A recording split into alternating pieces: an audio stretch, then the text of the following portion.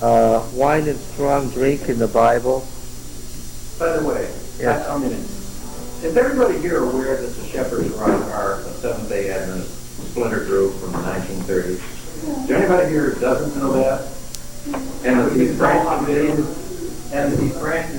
are a splinter of the Shepherd Rod, who've been told over not the Seventh-day Adventist mainstream church? Yeah, we're going to read the proof text today because of something that is in this article that Don brought.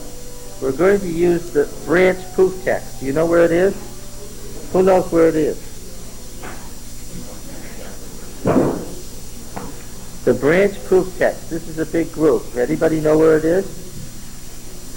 Well, we'll come to it then.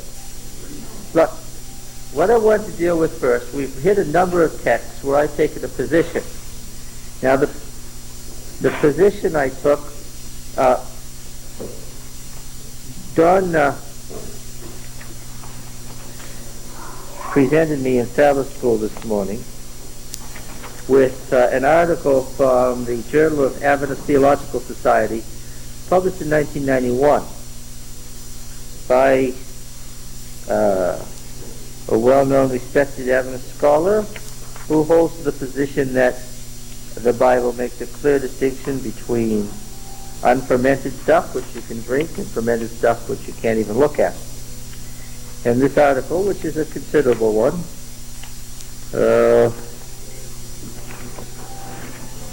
about 20 pages long, holds to that position. Okay, I want to quote a few things out of it. First of all, he says, speaking of the Greek word oinos, which is right there, the third one down, oinos, examples of the dual usage of oinos abound in secular Greek. In his book, Meteorologica, Aristotle speaks of unfermented grape juice, glucose, saying, now you recognize the word glucose, don't you? Saying, though called wine, oinos, it has not the effect of wine, for it does not taste like wine and does not intoxicate like ordinary wine. In this text, Aristotle explicitly informs us that unfermented grape juice was called oinos. That's true, although it didn't have the taste or intoxicating effect of ordinary wine. Here the author has proved too much. What has he proved? He's proved that the ordinary term for grape product in Greek is oinos. Okay? You recognize that yain and oinos are the background words to our English word wine. Okay? Now, of course he did this backwards. He tells us first what happens in Greek and then what happens in Hebrew, which is methodologically entirely inappropriate. But that's the sort of thing that New Testament scholars do. They get it confused. Doesn't matter what oinos means. First we have to find out what the Old Testament says. Okay? Because the New Testament writers are, of course, appealing to the Bible. And what's the Bible for the New Testament writers? Yes, that's right. Okay, so now he has a section on the meaning of Hebrew yayin. Wine yayin was used to refer to either fermented or unfermented wine. The Jewish Encyclopedia explains that fresh wine before fermenting was called yayin migat, wine of the vat, Sanhedrin 70a. That's, of course, from the Talmud. The Halakot Gedolot, which is the earliest Jewish compendium of the Talmud, says, one may press out a cluster of grapes and pronounce the kiddush over the juice, since the juice of the grapes is considered wine in connection with the laws of the Nazarite, which is absolutely correct. But once again, the author has proved too much. What has he shown us? He has shown us that the word yayin, which is used nearly 200 times in the Old Testament, means what? Every time we look at it, what does it mean? It means grape product, without regard to fermentation or lack of fermentation. Why did they not, in either the Old or New Testament, in either biblical Hebrew or biblical Greek, why did they use words that didn't make a distinction between fermentation and lack of fermentation? What does that tell you? Why did they use such words? Because it wasn't an issue. That's why. Now, the question comes, we have a word in Greek, glucose, that means grape juice, do we have a similar word in Hebrew that means great Jews? The answer is yes. There's a word, tirosh, in Hebrew that means grape juice, new wine, unfermented, just pressed out, what you do when you crush a grape. Okay? It's found 38 times in the Old Testament. Interestingly, when the Septuagint translators had to translate this word tirosh into Greek,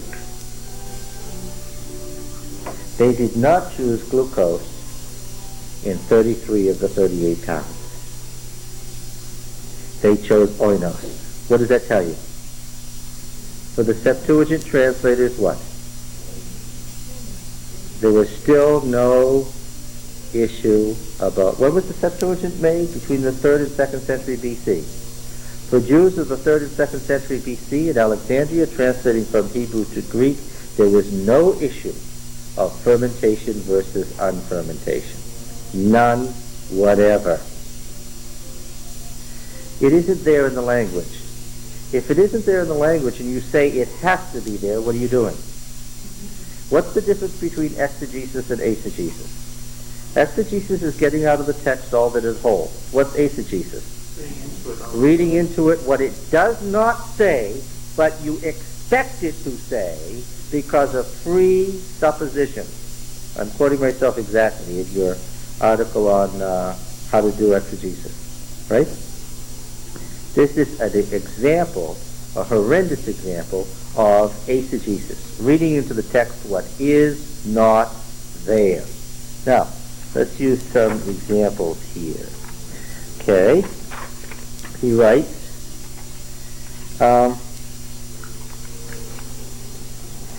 that the use of yayin in the Old Testament to denote unfermented grape juice is not always self-evident. Well, of course it's not always self-evident because it's not there. Because it does not come under condemnation like the fermented yayin. Let me read that again. The use of yayin in the Old Testament. Listen to this sentence. Did you hear what it said? The use of yayin in the Old Testament to denote unfermented grape juice is not always self-evident because it does not come under condemnation like the fermented yayin. So what's he saying? Yeah. He's saying that if it seems to be approved, what do you know? It's unfermented. And if it's disapproved, it's fermented. This is called the fallacy of affirming the consequent. What's the fallacy of affirming the consequent? It's where you presume to be true what you are trying to prove is true. After saying at the outset of his article that yayin means grape products, fermented or not, after saying that tirosh means unfermented grape juice and it's used very seldom, 200 times for yayin, less than 40 times for tirosh, and only in context where they're talking about treading out grapes, and they have to use that word because they mean treading out grapes, okay? And after showing that the Septuagint translators made no distinction and didn't care about the distinction at all, he then goes on to say, in text where it's approved, it's got to be unfermented. In text where it's disapproved, it means fermented. After saying that it's not in the word. Okay? Now, let's think about this. How did the ancients test the alcoholic content of their drinks? Did they know if something was 6, 8, 10, or 12% alcohol? No. Did they know what was in the drink that made intoxication? When we talk about fermentation versus non-fermentation and alcoholic content, what are we talking about? We're talking about modern distinctions that did not exist in the ancient mind. And when you read modern distinctions into an ancient text, what are you doing? That's exegesis. That's the very example of what not to do in biblical theology. When we start going with this case of special pleading, if I want as a Seventh-day Adventist to hold a doctrine from the Bible and teach others, that doctrine should be obvious to any reader of the Bible, right? Not because I say that's what it's got to mean, but because the words themselves mean that. Now let's take examples.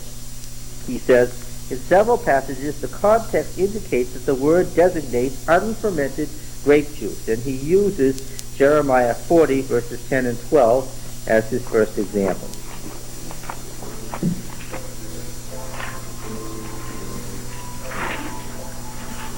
Since Jeremiah is the Deuteronomy, and since Deuteronomy calls for the rejoicing with wine and strong drink, I'm going to be very surprised at Jeremiah if he now pulls a fast one on me.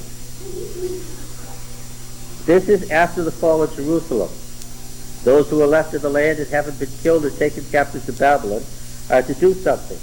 And this is what they're to do. As for me, I will dwell at Mizpah to stand before the Chaldeans who will come to us. But as for you, gather wine and summer fruits and oil, and store them in your vessels, and dwell in your cities that you have taken. Likewise, when all the Jews who were in Moab and among the Ammonites and in Edom and in other lands heard that the king of Babylon had left a remnant in Judah and had appointed Gedaliah the son of Ahikam, son of Shaphan, as governor over them, then all the Jews returned from all the places to which they had been driven, and came to the land of Judah to Gedaliah at Mizpah. And they gathered wine and summer fruits in great abundance. Here the word wine simply means grape products, because it was summertime. Now when they store them in those vessels, what is going to happen? Miracle. This was not a good text to begin with. All right, now Nehemiah 13:15. Nehemiah 13:15. Nehemiah, of course, 125 years later. We're now talking about after the return in the Persian period. Okay. Nehemiah 13 and verse 15. Nehemiah 13 and verse 15. In those days I saw in Judah, Nehemiah is describing the need for Sabbath reform. Nehemiah is describing various reforms he instituted. In those days I saw in Judah men treading wine presses on the Sabbath, and bringing in heaps of grain and loading them on asses, and also wine, grapes, figs, and all kinds of burdens, which they brought into Jerusalem on the Sabbath day. And I warned them on the day when they sold food, men of Tyre also, and so forth. What does this tell us here? That various kinds of produce was being brought into the city of Jerusalem, and a market was being held in the city on the Sabbath. What does this tell us about the wine?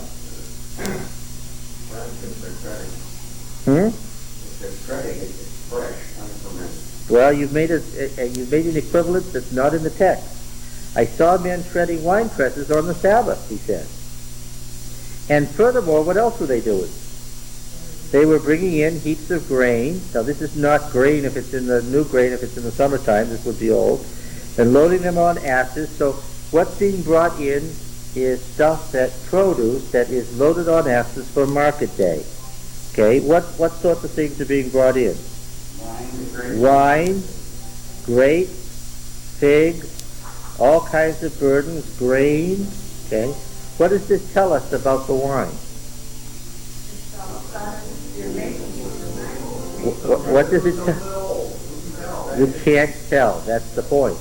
It tells us nothing about, it uses the word yain, which is grape products, fermented or not. What does it tell us? What can we get from the text? Nothing.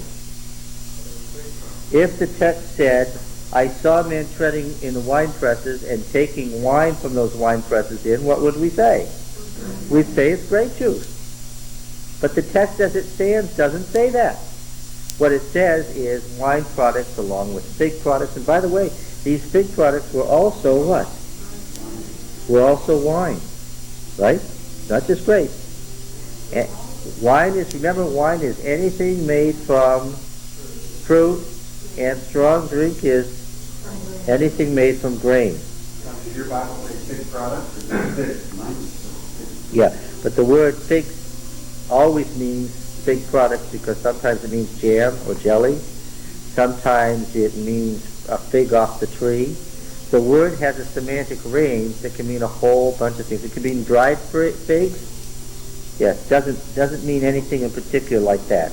Let's go on to Lamentations 2:12. Now this, in Lamentations, this is right behind Jeremiah.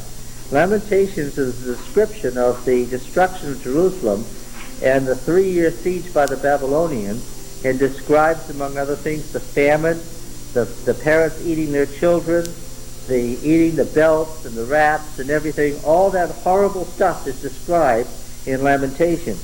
In Lamentations 2:12, we have this. Let's read verse 11. My eyes are spent with weeping. My soul is in tumult. My heart is poured out in grief. Because of the destruction of the daughter of my people, because infants and babes faint in the streets of the city. Why are the children fainting in the streets? They're starving to death. And they're on the point of death. They're fainting in the streets, and they cry to their mothers, where is bread and wine?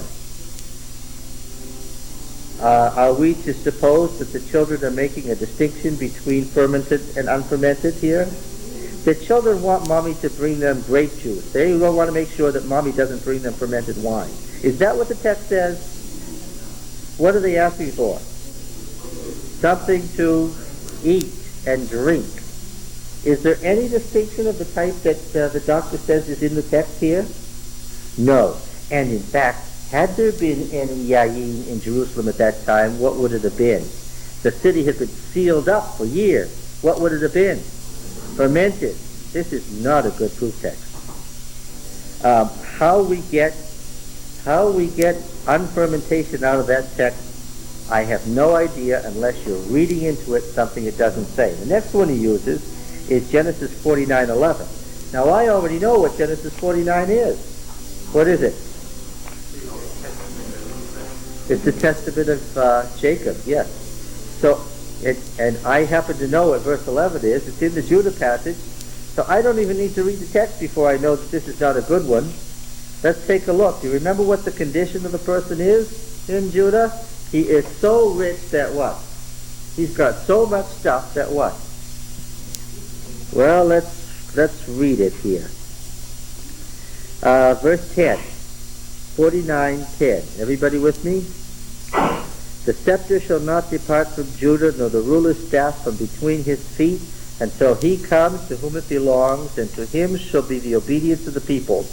Binding his foal to the vine, and his ass's colt to the choice vine, he washes his garments in wine. This man is so rich that what? This figure, it's the Davidic king, is so rich that what? He can wash his clothes in wine, and his vesture in the blood of grapes. Now his condition is described. His eyes shall be red with wine, and his teeth white with milk. Friends, this is not a good unfermented text. What is the condition of the king here? When your eyes are red with wine, what have you not been drinking? Yes. I was shocked to find that one there. Now the next three are from Song of Songs. Now I know before I turn to them, what's going on in Song of Songs? Let me see. What time of the year is it? Which feast? Both of them. Well, what do you mean by both of them? You're correct. Spring or fall. Can you say correctly either Passover and unleavened bread or Feast of Booths? Yes, Tabernacles, Sukkot. All right. We remember that the wedding feast was 8 days long. Okay, Song of Songs, chapter 1, verse 2.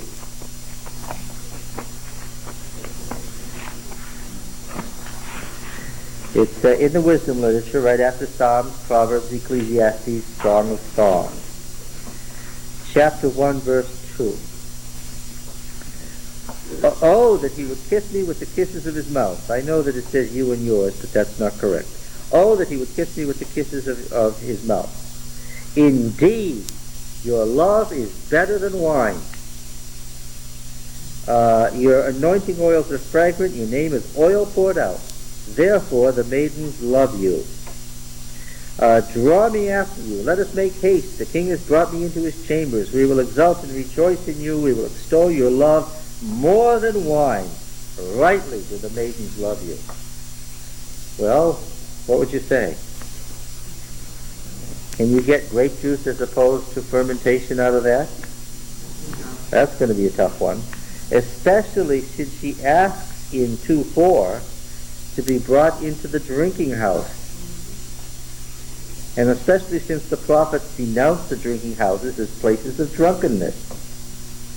You can't go into a drinking house and get drunk unless what? What they serve there is fermented. Yeah. We have one further on where he holds the interesting position that the drunkenness that's being described isn't drunkenness, it's just happiness. Chapter 4, verse 10, same thing. Song of Solomon 4:10. How sweet is your love, my sister, my bride. How much better is your love than wine. The fragrance of your oils than any spice. Your lips distill nectar, my bride. Honey and milk are under your tongue. The scent of your garments is like the scent of Lebanon. Of course, they use honey to ferment things, you know. Can we get non-fermentation out of this text? The word yayin means food products, fermented or not fermented, that are made into a drink. Can we get fermented or non-fermented out of this?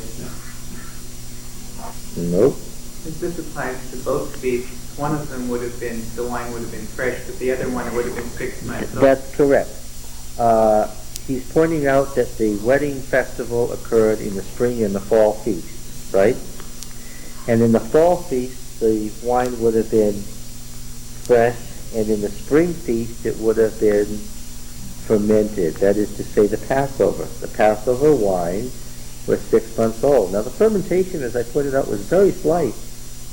It wasn't very much. At most, it was 6%, somewhere between 2 and 6%, just enough to kill the bacteria. It wasn't much, but we can't make an issue over fermentation because it's not there. Got it? Do any of these texts say it's okay to get drunk? No. How about Isaiah 16:10, where he says this means that grape juice is going to be removed from Moab? Well, this is a curse on Moab. I'd be awfully surprised if Moab is getting cursed and warned that the grape juice is getting taken away. If the Moabites are so good that all they're worried about is their grape juice, they shouldn't get cursed, right, Roy? Verse 8, 16:8, Isaiah 16:8. So the fields of Heshbon languish, and the vine of Sibmah, the lords of the nations have struck down its branches which reached to Jazer, and strayed to the desert. Its shoots spread abroad and passed over the sea. Therefore I weep with the weeping of Jazer for the vine of Sibmah. I drench you with my tears, O Heshbon and Elealeh, for upon your fruit and your harvest the battle shout has fallen. And the harvest there is standing grain. And joy and gladness are taken away from the fruitful field. And in the vineyards no songs are sung, no shouts are raised, no treader treads out the wine in the presses. It literally reads, wine not tread out by the one treading, in the Hebrew. The vintage shout is hushed. Therefore my soul moans like a lyre for Moab, and my heart for Kir Heres. Well, what do you... Huh? Well, what was produced in wine presses? What was... Yes, what was produced in wine presses was yayin. And what is yayin? It's a grape product that is what? That is something. Most of the time it was what? Most of the time it was fermented. Remember, they're making no distinction. So what can we get out of this text? There's not going to be any more yayin produced out of yayin presses. So what can we get out of this text? There's no more yayin. What kind of yayin? Any kind. That's the answer.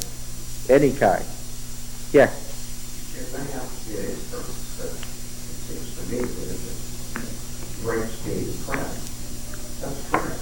No. What a wine press produces is wine. And they're making no distinction when they say that between whether it's fresh wine or fermented wine, because the word doesn't have such a distinction.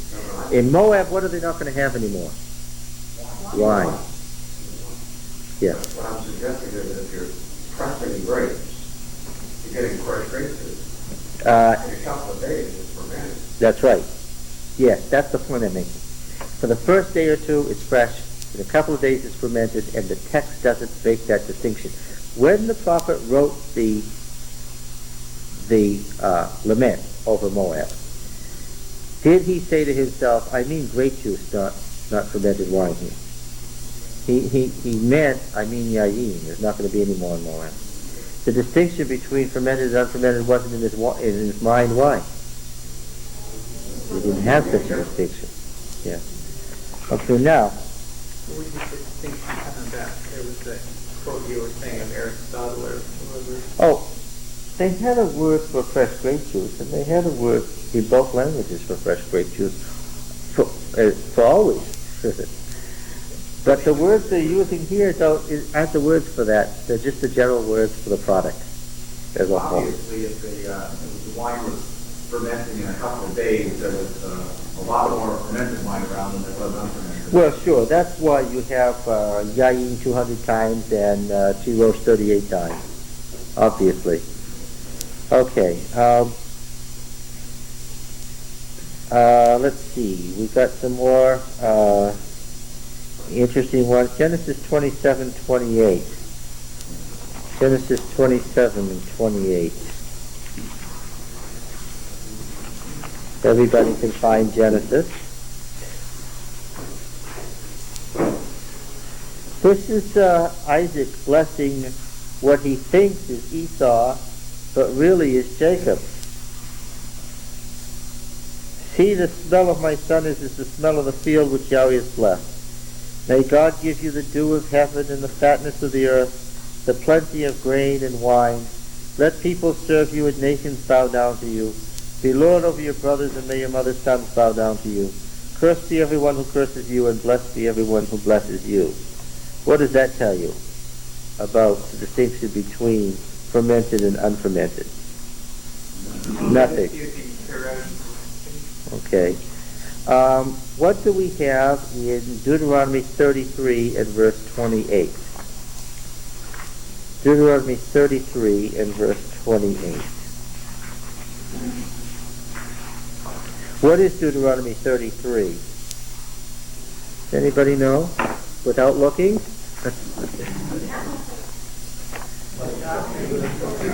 It's the blessings of Moses. It's like it's comparable to the testament of Jacob. In verse 28, so Israel dwelt in safety, the fountain of Jacob alone, in a land of grain and wine. What word is it? Which is Tirosh. In a land of grain and wine. So this is grape juice, or new wine. Yea, his heavens dropped down dew. Let's look at that. Well, it would be logical if they would use fresh wine there, because they're saying that it's abundant, you always have it. Yeah. If you have to have old wine, well, you're...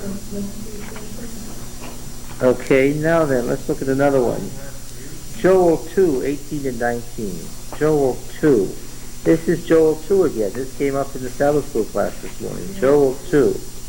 Ezekiel, Daniel, Hosea, Joel.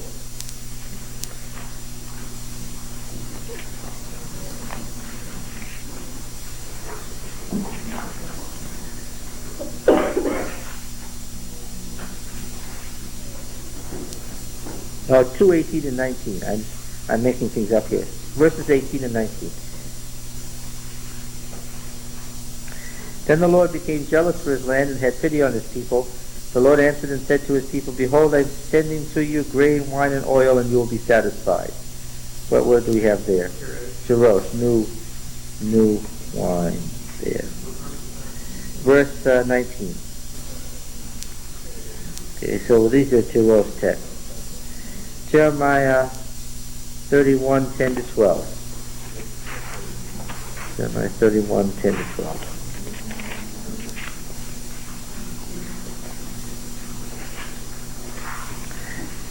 The important line is the last line of 12. They shall be radiant over the goodness of the Lord, over the grain, the wine, and the oil. What do we have there? Tirosh also. These are all Tirosh texts. Amos 9, 13 and 14. Amos 9 is the restoration of the Davidic monarchy over Israel, the northern kingdom. Amos 9, verses 13 and 14.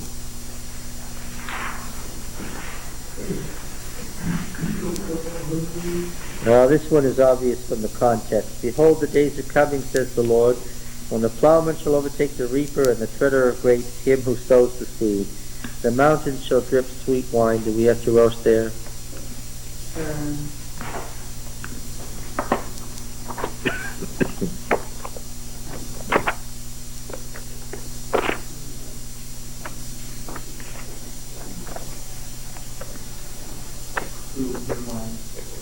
New wine?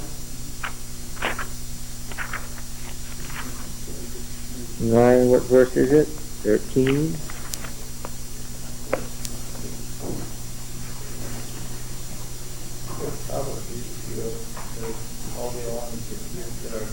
Yes, it is.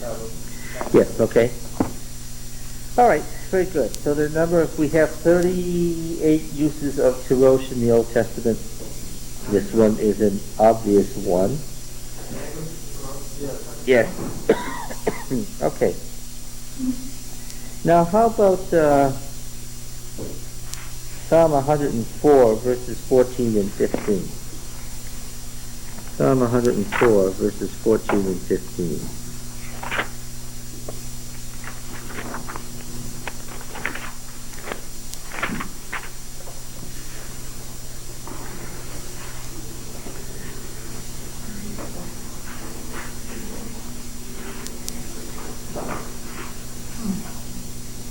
What do we have here?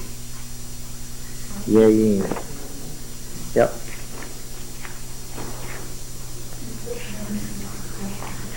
Now here, thou dost cause the grass to grow for the cattle, and plants for man to cultivate, that he may bring forth food from the earth, and wine to gladden the heart of man, oil to make his face shine, and bread to strengthen man's heart. What would you say here? Yayin, what would you say here? Well, it appears to be fermented. Why? Yes, gladdening his heart. Here he says it can't mean fermented. Well, the oil, of course, they anointed themselves with oil to make the skin smooth and fresh. Here, the strengthening of man's heart comes from bread, which simply means food. And the wine here gladdens his heart. And that's its purpose. And that's its purpose. Perhaps the priest never drank wine. How about that? Wouldn't we say that? The priest never drank wine? Would you say that? Huh? Well, because I read it in this article. It says so right on the page I'm reading from. The priest never drank wine, right? And it shows me that in Leviticus 10. Well, I know what Leviticus 10 is. And once again, I'm shocked by the use of the text. Do you remember what Leviticus 10 is? Huh? Nadab and Abihu, who aren't only the sons of Aaron, if you recall. Who else are Nadab and Abihu?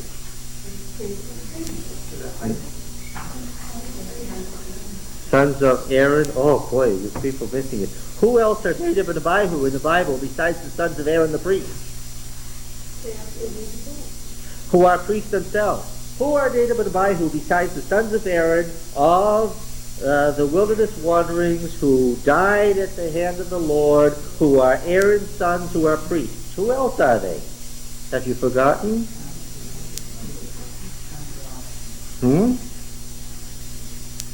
Oh, who else are Nadab and Abihu?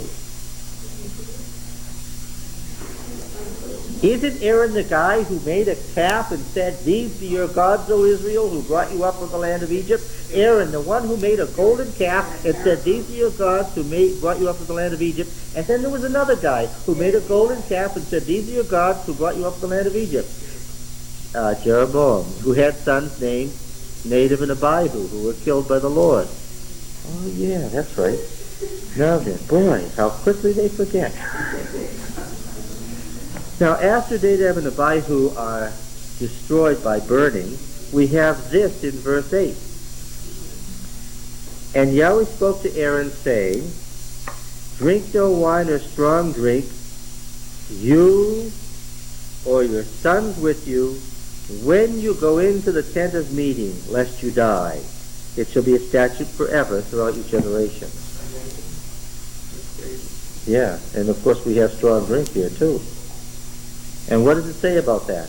Let's read it again. What does it say? What does the text say? Not to drink it when they go into the tabernacle. When they go into the tent of meeting. What does the text tell you? Just by the way it's written. That they drink. Yes. In fact, we have numerous commandments that when you go to the feast, who are you to eat and drink with? The priest. You're supposed to take the wine and strong drink and drink it with the priest.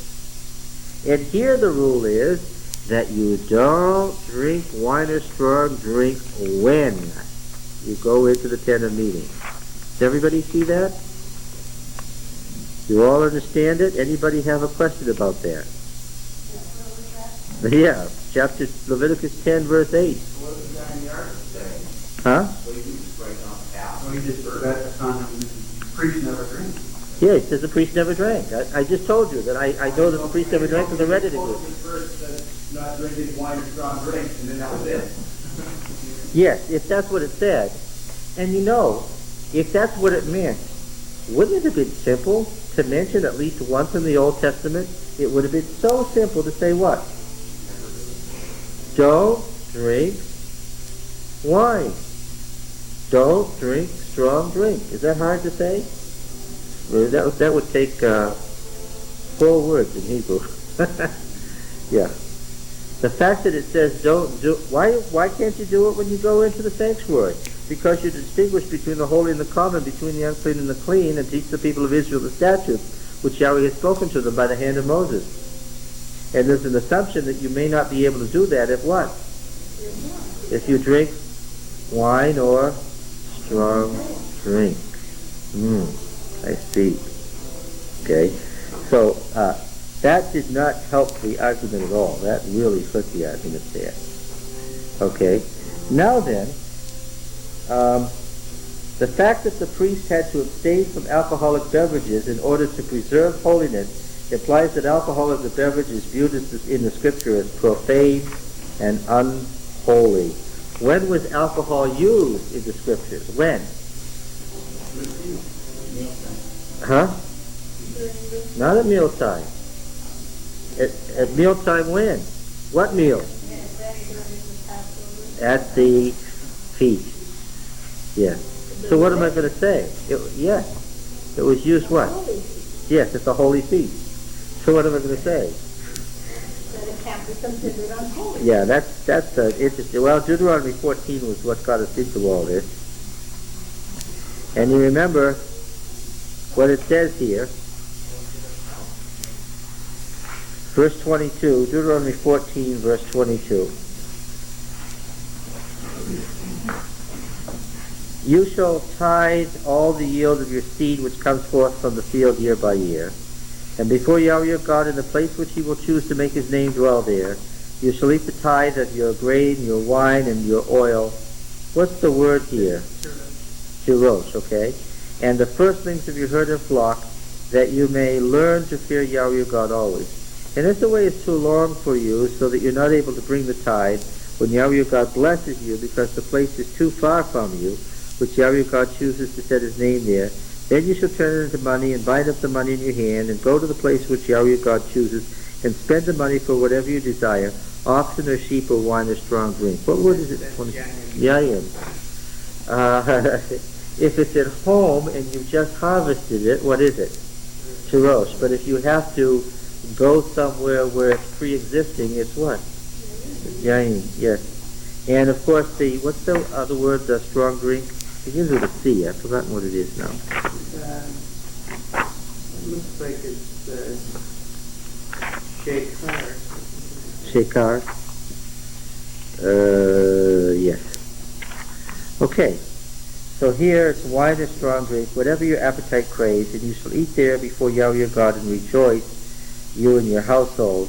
And you shall not forsake the Levite who's within your town, that he has no portion of inheritance with you. So here the distinction is a really bad one for his point. It's a bad one, because if you're at home, it's understood that you'll have Shirosh at the spring fest, at the fall festival, right? Because this second time was at the fall festival. But if you have to wait and turn it into money and go to the sanctuary, it's already what? Yayin. This is not a good distinction. Okay. Now we come to the case of Jesus, and here he has really missed it badly. Badly, badly, badly, badly. He writes about Jesus and drinking in Matthew 11:19, the charge that was made against Jesus. We often point to Daniel, right? This chapter in Daniel 10 about Daniel, remember that? Let's go to Daniel first.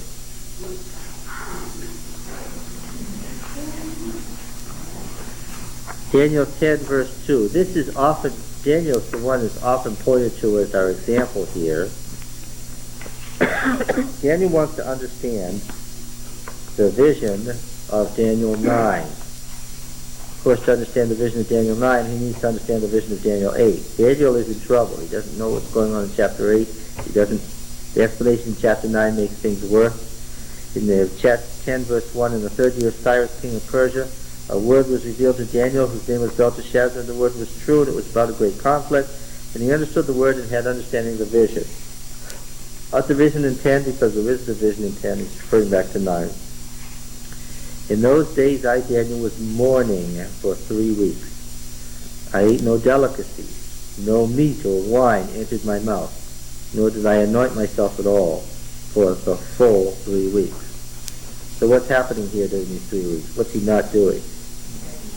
No delicacy, no meat, no wine, no anointing. What does all this tell you very clearly? That normally what?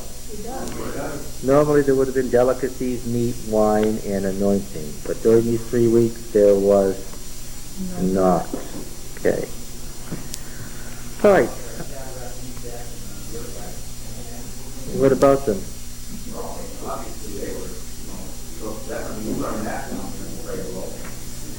Okay, all right. If you learn in grade well, it must be so. Probably it could be, yeah.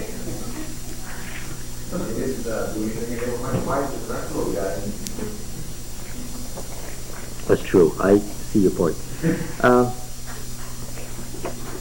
Chapter 11, Matthew 11. Matthew 11.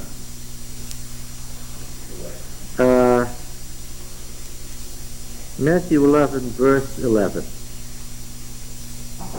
He's just quoted the passage about Elijah the prophet. Truly I say to you that among those born of women there has risen no one greater than John the Baptist, yet he who is the least in the kingdom of heaven is greater than he. From the days of John the Baptist until now the kingdom of heaven has suffered violence. The men of violence take it by force, for all the prophets of the law prophesied until John. And if you're willing to accept it, he is Elijah who is to come. He who has ears, let him hear. But to what shall I compare this generation? It is like children sitting in the marketplaces and calling to their playmates, we piped to you and you didn't dance, we wailed and you didn't mourn. For John came neither eating nor drinking, and they say he has a demon. The Son of Man came eating and drinking, and they say, behold, a glutton and a drunkard, a friend of tax collectors and sinners. Yet wisdom is justified by her deeds. All right. Now, his argument here is that if we say that Jesus drank oinos, then we'd be agreeing with Jesus' critics that he was a glutton and a drunkard. Well, first of all, that's not true. It's a nonsense argument. But he's missed the point. He says a significant point often overlooked is that Jesus did not mention wine in describing his own lifestyle. Whereas of John the Baptist, Jesus said that he came eating and no bread and drinking no wine. Of himself, he simply said the Son of Man has come eating and drinking. If Jesus had wanted it to be known that contrary to John the Baptist, he was a wine drinker, Then he could have repeated the word wine for the sake of emphasis and clarity. The whole discussion is so far off base it's beside the point. Why do I say that? Well, let's go back to Matthew 2 and verse 13. Yes, and here is the point. This is why he has missed it so badly. Matthew 2 verse 23. Verse 23. And he went and dwelt in a city called Nazarite, that what was spoken by the prophets might be fulfilled, he shall be called a Nazarene. You all have Bibles, many of them have marginal references. What text in the prophet is being quoted here? He shall be called Nazarene. What is it? Isaiah 11:1. Will you turn to Isaiah 11:1 and read it for me, Ed? Keep your finger here. We're coming back.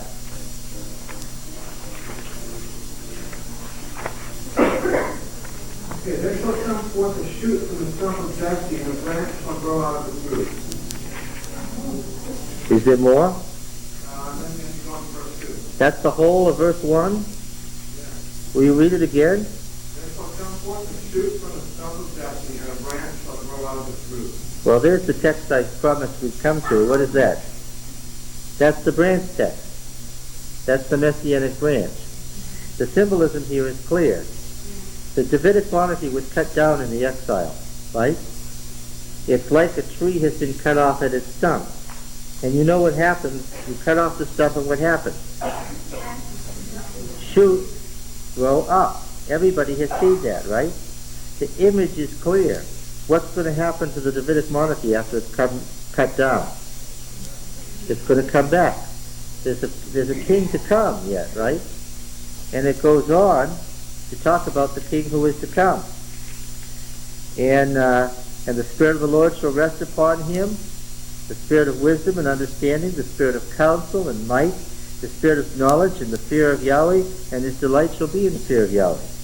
He shall not judge by what his eyes see, or decide by what his ears hear, but with righteousness he shall judge the poor, decide with equity for the meek of the earth, and he shall smite the earth with the rod of his mouth, and with the breath of his lips he shall slay the wicked. Righteousness shall be the girdle of his waist, and faithfulness the girdle of his loins. Is this a normal human king? Even Josiah wasn't that good, right? Right? Yeah, that's really something for a king to do all that stuff. He is a uniquely God-inspired king, isn't he? Right? The Spirit of the Lord rests on him. He doesn't judge by what his eyes see or his ears hear. How does he judge? How is he able to judge properly? How?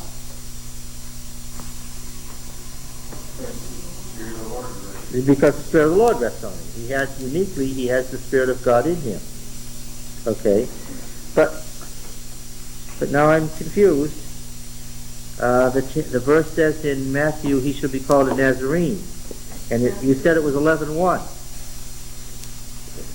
Do you have something to contribute to this other point? I would give it number 6:2 on that. Number 6:2. Well, number 6:2 is the Nazarite vow, isn't it? I happen to know in advance that number 6 is the Nazarite vow. And now you've got to have 5 fingers, so you're okay. You've got to have a finger in Matthew and a finger in Isaiah, and now we're going to open to Numbers. You all with me? And yes, Ray, you did have something to contribute that was right on the point. The Lord said to Moses, say to the people of Israel, when either a man or a woman makes a special vow, the vow of a Nazarite, to separate himself to Yahweh, he shall separate himself from wine and strong drink. Uh-oh. This is not a good text for proving that fermented stuff was never used in ancient Israel. Why? Who didn't ever use wine or strong drink? If you decided you weren't going to use wine or strong drink, what were you? You were a Nazarite. Okay. Now, your Bible, by cross-referencing to this text, is saying that they believe what? That Jesus was a Nazarite. Okay. That's what they're saying by cross-referencing to this text. Okay. Well, how does Well, I that... have a question. How did he drink the Passover? How did he take part of the Passover? Oh, believe me, we'll get there. All right. What is Nazareth, Nazarite, Nazarene? Anything common or is it completely? Oh, I was hoping you would ask that. It's just hanging out there, isn't it? Chapter Isaiah 11 and verse 1.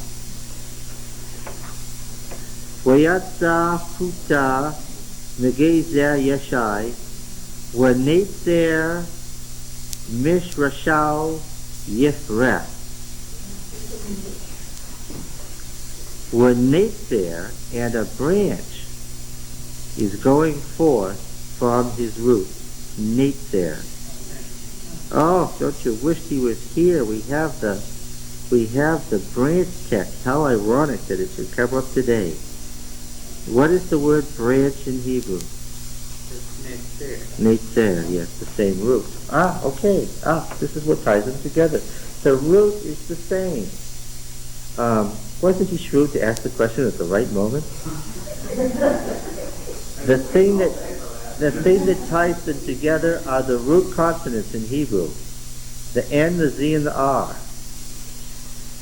To the Nazarite, who takes a vow to do what? Never drink wine or strong drink.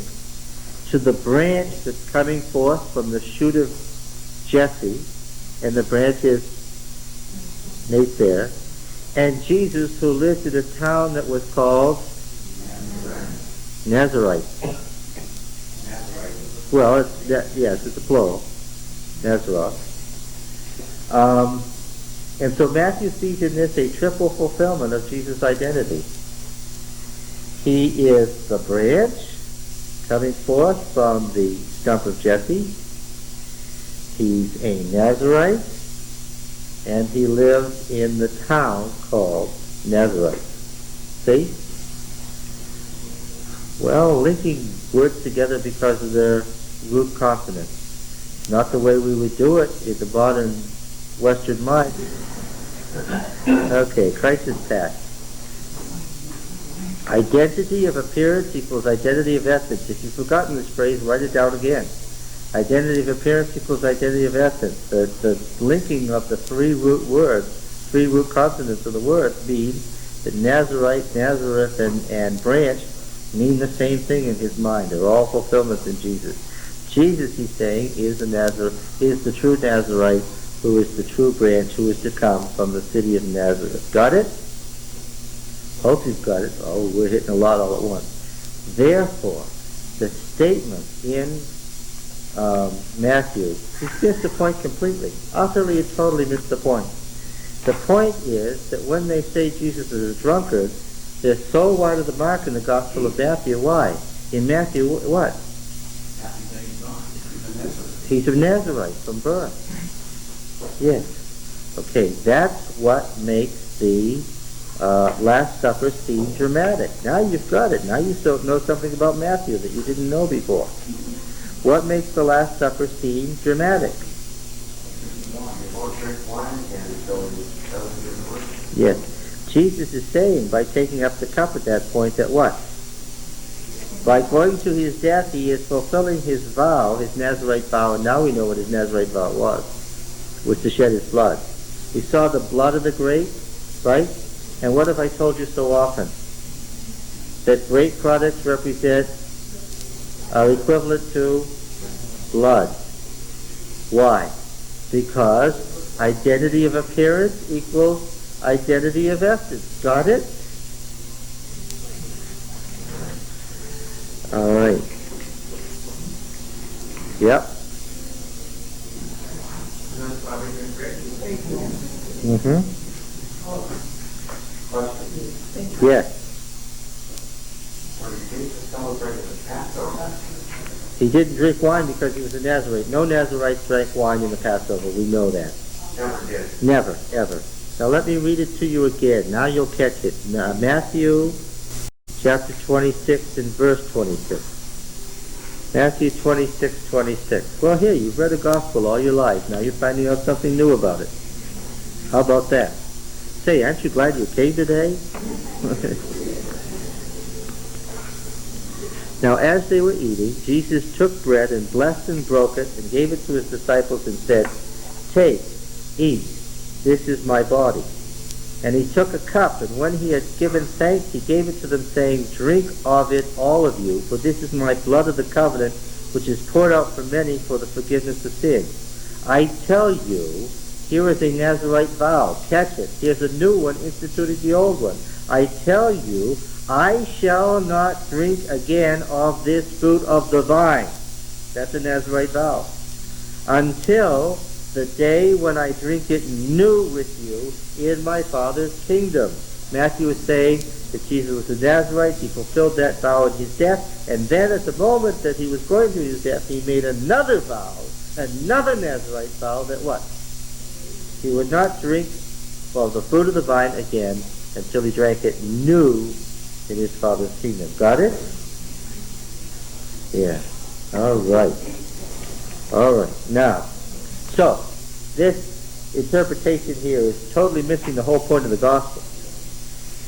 All right. This is an example of what not to do in biblical studies. All right. Does any of this engender any fear about our understanding of temperance? No. Not in the slightest. What have we been finding out in the book of Joshua? That a prophet can take the themes that the Lord has already set up and what? And expand them and extend them. If there's anything that the book of Joshua says, it says that. In fact, that's sort of the point of the book of Joshua, isn't it? Everything else, whether they crossed the Jordan, whether they conquered any land, all of that is beside the point, because Joshua is not about the conquest, it's about the law. Right? We caught that? In the biblical context, was there any time when they made a difference between fermented and unfermented? None that I know of. He asked, was there any time period in the biblical period when they made a distinction between fermented and unfermented?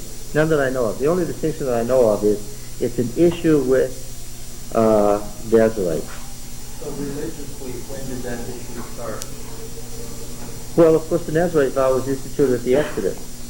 Yeah, but I mean, in modern times. Oh, with the temperance movement in the early 19th century. So up until that time, there really wasn't. Yeah, the Puritan fathers, Jonathan Edwards, sinners in the hands of an angry God, right? Ever read that sermon? It's scary. And yet, he thought nothing of telling his congregation to do what? To go drink and get drunk, if that was the Lord's will. Our Puritan ancestors in New England. Yeah. Yeah. It wasn't until the 19th century, the early 19th century temperance movement, that it became an issue. Interesting, huh? What was the temperance Poor health. Really, poor health, widespread alcoholism in the United States. Even Washington Jefferson was worried about Americans being drunk so much of the time. Yeah. Yes? What did those words were used when Jesus changed water into wine and liquor? Ah, interesting. Oinos. Yeah, the general word for grape products, fermented or unfermented. That's an issue he deals with here, but it's so poorly dealt with that I don't want to discuss it. Whether do you think Jesus gave them grape products with absolutely no fermentation or some fermentation depends on what your presupposition is. You can't get it from the text. Okay. Yes. The wine and the strong drinks, you're saying that the wine had less alcoholic content than the strong drinks had. I think that is correct, that strong drink was in fact more alcoholic than wine products were, than wine, whether they're fig wine or grape wine or whatever. Yeah. Strong drink is definitely a stronger term and meant a stronger but it wasn't any more than 6%. The wine might have been 2 or 3. Yeah, somewhere between 2 and 6%, depending on how it's made, how much water they added to it, and so forth. Yeah, certainly less than most of our table wine. You'd never drink green beverage fresh. There's no equivalent. Yeah, that's true. How would you drink a grain beverage fresh? Oh, all the time. I mean, we do it all the What? time. Barley water. Yeah. Barley drink. I mean, in Central America, they make barley drink all the time and drink it fresh. Yeah. Unfermented. Unfermented. How does it taste? Delicious. Okay. I love it. Oh, you have barley, you have rice drinks. You have rice drinks and you have corn drinks. Well, I suppose you have Malta in the U.S., which is a Malta Spanish drink that's not fermented. I suppose that, yes. I will say that I have never heard anywhere in any studies of the ancients making a grain drink that wasn't fermented. I don't think they had an equivalent like Malta that was like grape juice. I don't think it was there. Maybe they did, but I've never heard of it. Yeah, because what they do down there with a lot of the drinks they do. I would say one way that you can probably tell is because you don't have a word that means, like tiroche, that means fresh grain drink. All right. Are we ready to go on? Yes. I picked out Jeremiah 23:5. Jeremiah 23:5. Well, let's look it up. What does it say? You want to read it out loud? Behold, the days come, saith the Lord, that I will raise unto David a righteous branch, and the king shall reign and prosper, and bless and give good and justice on the earth. In his days, Judah shall be saved, and Israel shall dwell safely. And this is the name whereby he shall be called the Lord our God. There's a different word for branch there. Samek. It's not the word that's referred to in Matthew. That's interesting. Do you want to say anything about what the error of the shepherd's rod and the Davidian branch are? No, we spent a long time on that this morning. The error is the dispensationalism, plain and simple. Okay, now, we were in Joshua 9. Shall we go to Joshua 9? Now, I pointed out last week, didn't I, that Joshua 9 follows Joshua 8. And then why is that significant? Because Joshua 8 refers to Deuteronomy 28. And Joshua 9 refers to Joshua 29. In fact, refers to isn't the correct thing. Which is written first? Joshua 9 is written, and then Deuteronomy 29 is written to explain Joshua 9. Okay. Who are present in the covenant making in Deuteronomy 29? Who's already there? In other words, who? Not Canaanite, Gibeonite. The Hivites, if you want to be technical.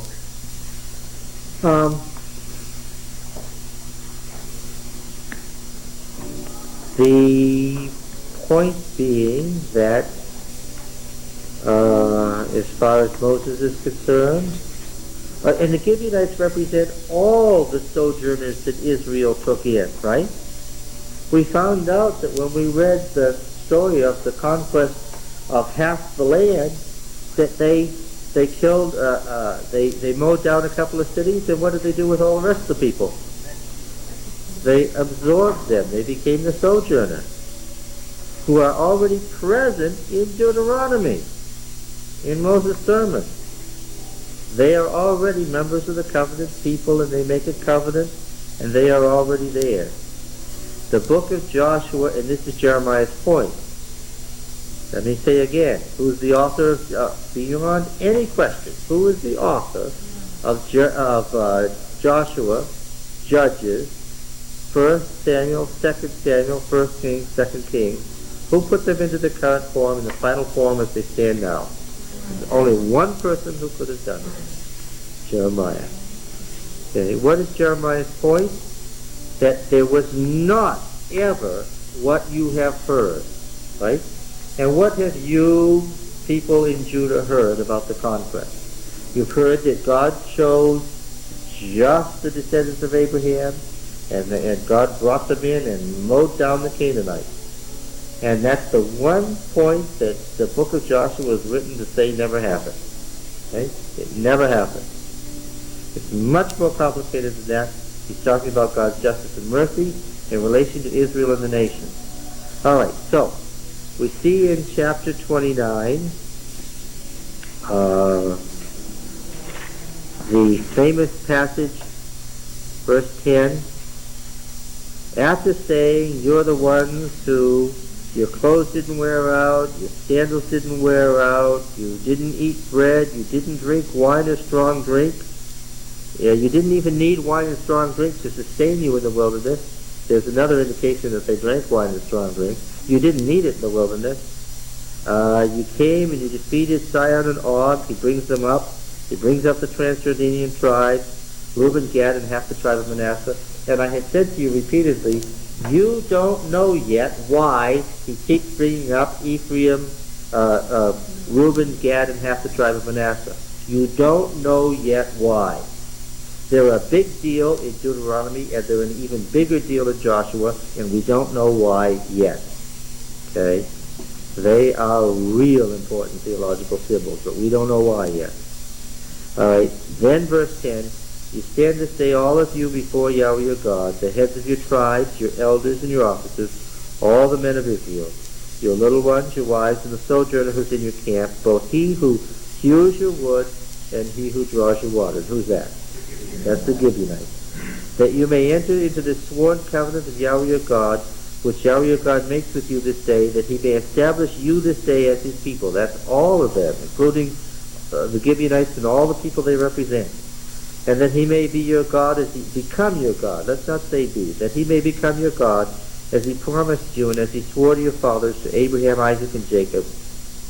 Nor is it with you only that I make this sworn covenant, but with him who is not here with us this day, as well as with him who stands here with us this day before Yahweh our God. Now we know that they don't deserve this covenant, right? What should be their case as they stand before Moses? God should do what? Destroy them. Verse 4 says, to this day Yahweh hasn't given you a mind to understand, or eyes to see, or ears to hear. They haven't got it even yet. Now why weren't they destroyed, and what chapters in Deuteronomy explain to us why they weren't destroyed? Chapter 9, that's right, Ed. Because of God's prior promise and what it would do to his name. The point is that God's prior promise to the fathers would destroy his name. Harm would come to God because of the prior oath he had made. Now in Joshua 9, why can't Joshua destroy the Gibeonites? Because of his prior oath. And harm would come to Joshua and Israel if the prior oath were not kept, just as harm would have come to God if he hadn't kept the prior oath he had made to Israel. All right? So the same situation that is described in relation to Israel and God in Deuteronomy 9 and 10 is described in relation to Israel and Gibeon in Joshua 9. Got it? Okay. I want you to notice something in Deuteronomy 10. How it ends. It ends interestingly. See, he knew where he was going before he started out with this thing. Please understand that he's already said a bunch of stuff in Joshua that isn't clear why he said it yet. When we get to Samuel or we get somewhere in Kings, we're going to see a certain phrase or a story that explains why he said something that he said in Joshua. Remember that in Joshua, he's starting the Deuteronomic history, right? And he's setting us up for stuff. This is why I said it was a state revision. You couldn't plan and execute a writing this large without what? tremendous amount of time, tremendous amount of money, and what? Huge library and lots of assistance. Besides which, of course, the political thing, somebody can't just change the theological explanation of your history that's been around for centuries. You can fly in the face of the whole tradition and say, nope, that's not right. Somebody can't just do that unless what? They have tremendous authority in the eyes of the people and in the eyes of the government. Anybody who just said, I'm going to change the meaning of the state religion would be in trouble with the state unless what? Unless the state intended that that be the way it is. Now how does Deuteronomy 10 end? Verse 12. And now Israel, what does Yahweh your God require of you but to fear Yahweh your God, to walk in his ways, to love him, to serve Yahweh your God with all your heart and with all your soul, and to keep the commandments and statutes of Yahweh which I command you this day for your good. Behold, to Yahweh your God belong heaven and the heaven of heavens, the earth and all that is in it. Yet Yahweh has set your heart in love upon your fathers and chose their descendants after them, you above all the peoples, as at this day. Circumcise therefore the foreskin of your heart, and be no longer stubborn, a phrase that comes right out of Jeremiah. For Yahweh your God is God of gods and Lord of lords, the great, the mighty, and the terrible God, who is not partial and takes no bribe. He executes justice for these people, the fatherless and the widow, and he loves the alien resident sojourner, giving him also food and clothing. What? After having said that you're going to go in and mow down the nations, how does it end? Yahweh loves the alien residents. Now who are these alien residents? They're all the people we find out in Joshua that Israel took over and made Israel. We find in Joshua that most of the people who were dwelling in Canaan became what? Became Israelites. They became resident aliens with this whole set of laws that we find in Deuteronomy that relates to them as a class. And who are their symbols? Who are the alien resident symbols in Joshua? The Gibeonites and Rahab and her family. Yes. We refer to them as having been sojourners in Egypt also. Yes, that's right. Moses telling Gerar. Yeah. He executes justice for the fatherless and the widow and loves the sojourner, giving him in food and clothing also. Love the sojourner, therefore, for you were alien residents in Egypt. You shall reverence Yahweh your God, serve him and cleave to him, and by his name you shall swear. Remember what Rahab's big deal was? I'm not letting you out of here alive unless what? Unless you swear by Yahweh's name. It's a big deal, yeah. In comparison with the other state religions, the other gods, how was Yahweh's attitude towards strangers as compared to the other gods towards strangers? Baal had a plan for the strangers. So did Chemosh. What did you do? What did Chemosh do to the people of Jabesh Gilead? He had them annihilated. In the Baal text, you knew what to do with the alien resident. What was that?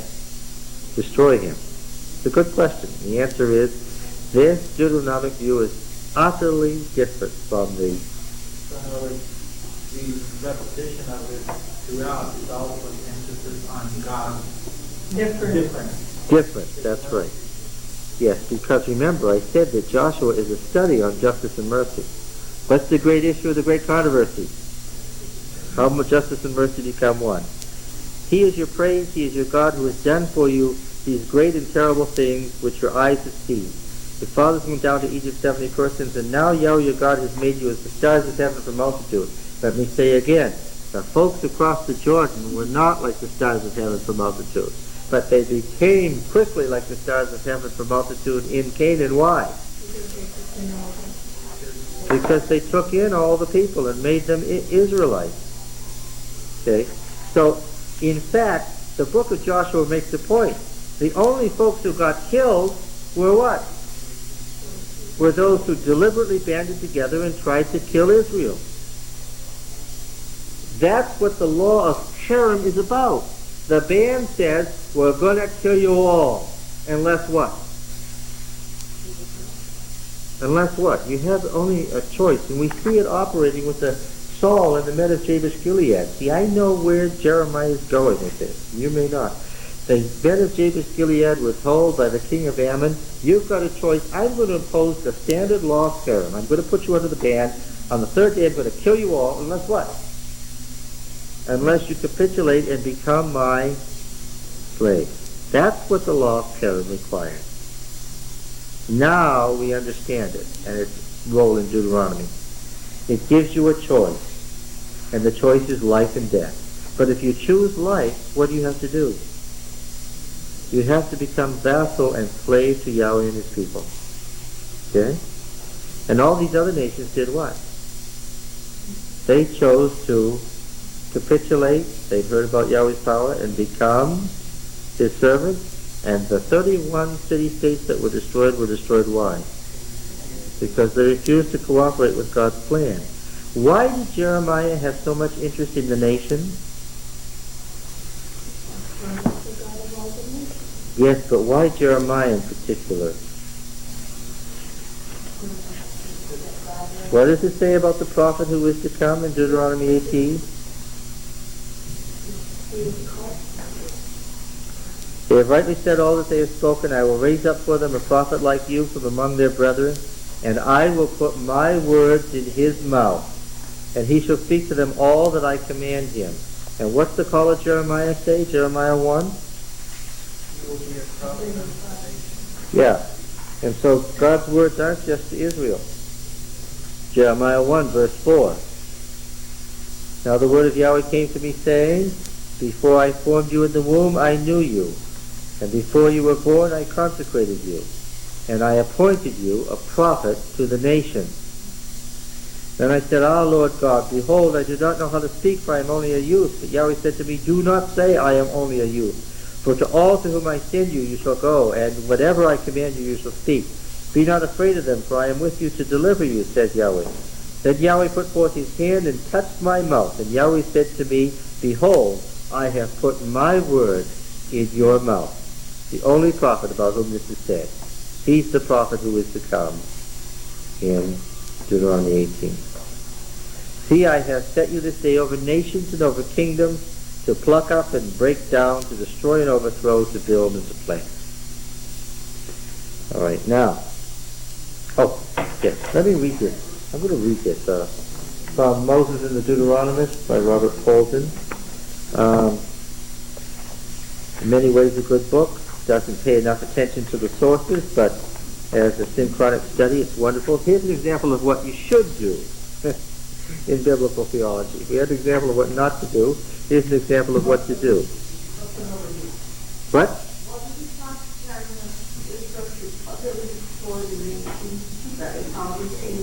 That's exactly what Jeremiah tells, what Joshua tells us was not God's plan. It was never God's plan to utterly destroy the nations. And if you had been here with us to read Deuteronomy, you would know that every time he says utterly destroy them, what does he say? See, you haven't read all. You read half the story. You've got the same idea in your mind. It is ironic. You have the very idea in your mind that the people in Jeremiah's day had, that Jeremiah wrote the book of Joshua to show wasn't true. And you're not alone. I said to everybody here, you have heard that this is what was said. Now when we do an exegesis of Joshua, you'll find that's not true at all. God has never said, this people is my people and they're going to kill all the others. That's a pagan God. And it's not in Deuteronomy and it's not in Joshua. And yet that's what people believe. Yeah. So let me read this now. Joshua 9, 3-27 is a brilliant narrative meditation on the words of Deuteronomy 29 through its portrayal of the covenantal relationship between Yahweh and Israelites in terms of the covenantal relationship between Israel and the Gibeonites. It effects this connection by a number of literary allusions. The Gibeonites, whose clothing, shoes, and provisions should have been new but are displayed as old and worn out, are meant to remind us of the Israelites themselves, whose clothes and sandals should have been old, but as God has pointed out, were as good as new. The Gibeonites, who eat dry and moldy bread when they could have eaten fresh bread, now meet those that needed no bread at all to survive in the desert. The Gibeonites replaced new wineskins with old wineskins, and the next step is Israel's no need of wineskins at all. Deuteronomy 29:5 and 6. In addition, the Gibeonites now remind Israel of her victory over Og and Sihon, just as Moses reminded them of it in Deuteronomy 29:7. See, verse by verse, the story follows exactly the order in Deuteronomy 29. And when the Gibeonites request, "We are your slaves, please grant us this treaty," Joshua 9:6, 8, and 11, they know that the terms of the Mosaic covenant preclude them by right from entering into a treaty with Israel. They even say so in 9:24. Similarly, when Moses told the Israelites, "But to this day the Lord has not given you a mind to learn, or eyes to see, or ears to hear," he referred to the lack of faith, mistrust, and disobedience of Israel already discussed in Deuteronomy 9 and 10, which by right had caused God to exclaim, "Let me be, and I will destroy them and blot out the name from under heaven." 9:14. Both Gibeon and Israel realize that they have no right to the covenant they in fact enter into with God. They know that strict interpretation of the Mosaic covenant would stipulate death for them both.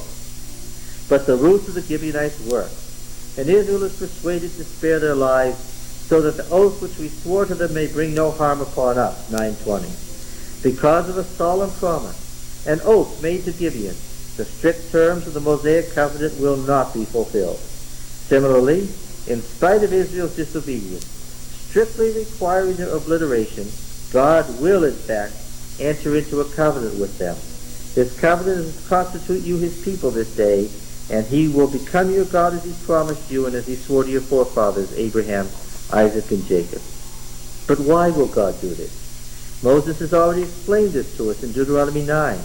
The words of Israel's leaders about the Gibeonites, just quoted, could be as easily reported from God's mouth, according to the argument of Moses in Deuteronomy 9:27 and 28, where he prayed for forgiveness lest the Egyptians reproach God for his impotency and diabolical destruction of his own people.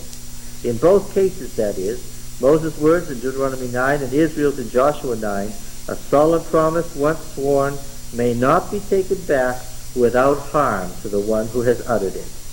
Nevertheless, the trickery of the Gibeonites has a price, just as had the disobedience of the Israelites. The Gibeonites are forever to be the source of slaves for Israel. This is Joshua's curse upon them. Similarly, the first generation of Israelites, including Moses, had to die before Israel was allowed to enter the land. Something short of the full benefit of the covenant, but not total annihilation, is the decision of God in Deuteronomy 9 and Joshua in Joshua 9. In all these ways, therefore, the Gibeonite story plays out once more the main lines of the story of Israel's covenant with the Lord in the book of Deuteronomy. Gibeon is saved from destruction because of a previous promise, just as Israel was. Thus we find the drawers of water and the hewers of wood are already present and actually mentioned in the congregation in Deuteronomy 29, 10, 11, because Gibeon is already present there in Israel. Israel is Gibeon writ large. When Israel's descendants would ask their fathers what these Gibeonite slaves signify, they are to be told how Israel themselves were once cut out for destruction and saved because of a solemn promise that had been made to their fathers by God. These drawers of water and hewers of wood from Gibeon shall always be a reminder to Israel that they themselves have received God's mercy. Deuteronomy 29 is the literary foreshadowing of Joshua 9, and Deuteronomy 9 and 10 is its theological background and its basis for the present application of the law of the ban, especially as found in Deuteronomy 7 verses 1 to 5, where any treaties with occupied cities are expressly forbidden. As God once mercifully dealt with the deceitful Israelites, so Joshua now does with the Gibeonites, who are an accurate personification of the relationship between God and Israel in Deuteronomy. We continue to see that each of the legal cases that the book of Joshua has selected spells out for us the interpretation and application of the Mosaic law in the correct manner. The law of the ban and about the reciprocal relations of Israel and the nations vis-a-vis the justice and mercy of the Lord. When Joshua warns the Israelites, you must beware of coveting anything that is forbidden under the ban. You must take none of it for yourselves, for this would put the Israelite camp itself under the ban. 6:18. It is now clear that the Deuteronomic history is a reminder to Israel that they were themselves under the ban. Yet they were saved because of God's merciful promise. They were God's merciful booty in the occupation of the land following the Exodus. Perhaps they will once again be God's merciful booty in the reoccupation of the land following the exile. Got it? Now that's what biblical theology is. Now let's go back. All right. Let's pick it up there in Deuteronomy 9.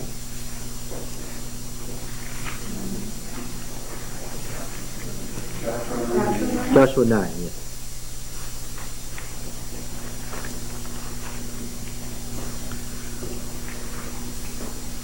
Okay, Shirley, in Deuteronomy 29, Moses is describing those who are entering into the covenant, okay?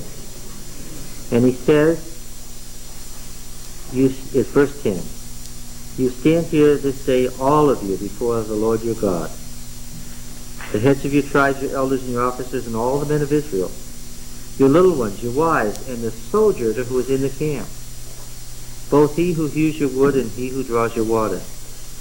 Now, when they were standing in the plains of Moab before they crossed over, guess what? There weren't any sojourners in their camp. There weren't any hewers of wood and drawers of water.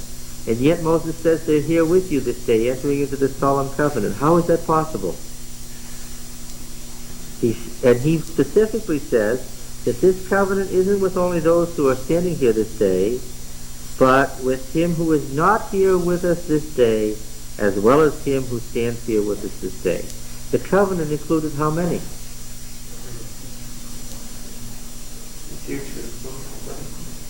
And who does it include?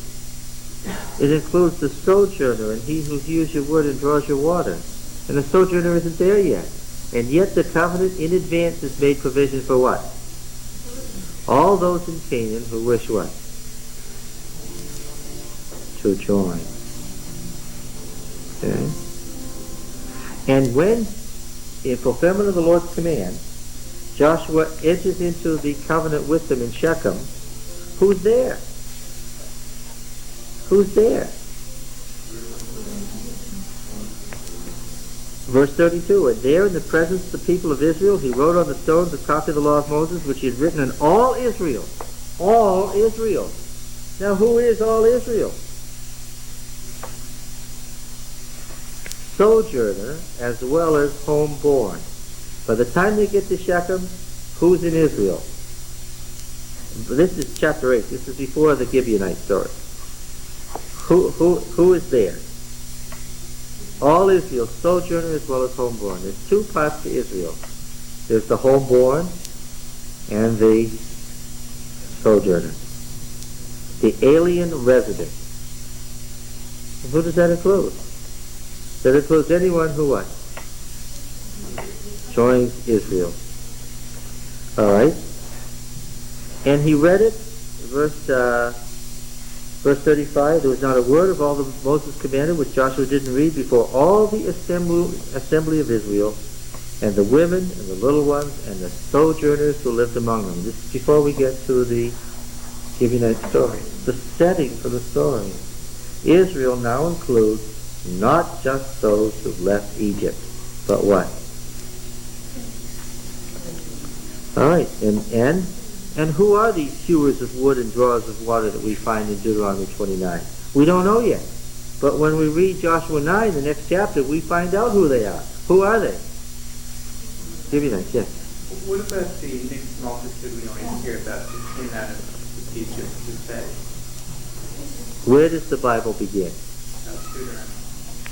What verse? Verse 1. Verse 1. And I read carefully really carefully from Deuteronomy 1:1. And what have I not heard about? Thank you. She's sitting on the back row and she said amen, right? I said, I won't ask that question. Let all the people say amen. However, I should say that the Deuteronomist knows that you know the traditions of the first first 4 books. He just doesn't want you relying on them, right? Because he's going beyond them. He uses terms like the Ark of the Testimony, which is a priestly term. He knows we're going to find out that there are 3 priestly families descended from Aaron, Gershon, Kohath, and Merari. He knows that they get the Levitical cities, not the Mushite priests. He knows all that stuff. He presumes you know it too. But that's not any part of his theological matrix. Okay? And all of that is indication to me again that what? That P precedes D. And it has nothing to do with a evolutionary development. Okay, now then. I want you to see how these stories are related. Chapter 9, verse 1 says, when all the kings who were beyond the Jordan and the hill country and the lowland and all along the coast of the great sea toward Lebanon, the Hittites, the Amorites, and the Canaanites, the Perizzites, the Hivites, and the Jebusites heard of this, they gathered together with one accord to fight Joshua and Israel. But when the inhabitants of Gibeon heard, there's a contrast, right? Now, we're going to pick this up again. Chapter 10. See, it ends in chapter 9. But Joshua, chapter 9, verse 27, but Joshua made them that day hewers of wood and drawers of water for the congregation for the altar of Yahweh, to continue to this day in the place which he should choose. They were already in the congregation in Deuteronomy. They're the aliens that are talked about in Deuteronomy 10 that you're supposed to love. They were already in the congregation making the covenant in Deuteronomy 29. They were already in the congregation in Joshua 8, but we don't find out about them until Joshua 9. Now, again, the stories are all tied together. 10:1. When Adoni-Zedek, king of Jerusalem, thy Lord is righteous, king of Jerusalem, heard how Joshua had taken Ai and utterly destroyed it, doing to Ai and its king as he done to Jericho and its king, and how the inhabitants of Gibeon, see 10 is tied to 9, had made peace with Israel and were among them. What are the Gibeonites now? They are part of Israel. He feared greatly because Gibeon, notice this now, he hasn't mentioned this in chapter 9. This is additional information. Because Gibeon was a great city, like one of the royal cities, and because it was greater than Ai, and all its men were mighty. Now we find out that Gibeon didn't surrender because it was weak, right? It surrendered because it believed, even though it was a mighty power, that Israel, because of its God, what? Had the power to destroy them. So we find that the Gibeonites had faith. And they are contrasted, they and all the other sojourners are contrasted to the kings that massed against Israel. So Adoni-Zedek, king of Jerusalem, sent to Hoam, king of Hebron, and Piram, king of Yarmouth, and Yaphia, king of Lachish, and to Deber, king of Eglon, saying, come up to me and help me, and let us smite Gibeon, for it has made peace with Joshua and the people of Israel. Then the 5 kings of the Amorites. Now, if I'm right, smiting Gibeon is an attack on what? Israel.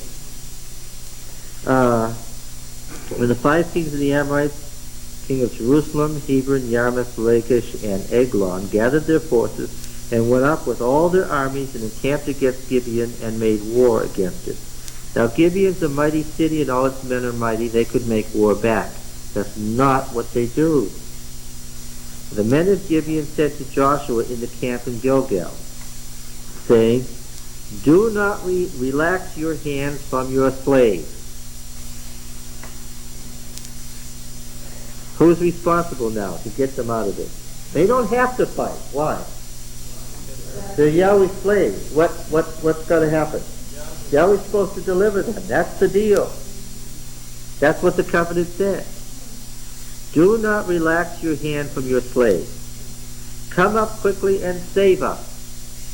And after all, Well, the question of Joshua is salvation, because the name of the book is salvation. And how do you get saved? That's the question that Joshua is about. Come up quickly and save us, and help us, for all the kings of the Amorites that dwell in the hill country have gathered against us. So Joshua went up from Gilgal, he and all the people of war with him, and all the mighty men of valor. And Yahweh said to Joshua, do not fear them, I have given them into your hands. We hear this again and again as a theme in Joshua. There shall not a man of them stand before you. So Joshua came upon them suddenly. This is what it means that not a man of them stood before them. See, we've commented so often, and you'll appreciate this, surely. It's chapter 21, verse 43. We've run onto this text several times, and we're going to read it again. And again and again and again. Thus Yahweh gave to Israel, 21:43, all the land which he swore to give to their fathers, and having taken possession of it, they settled there, and Yahweh gave them rest on every side, just as he'd sworn to their fathers.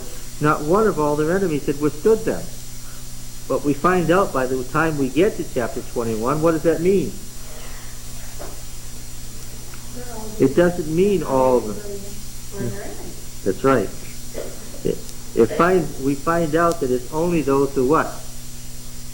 Who have tried to destroy them.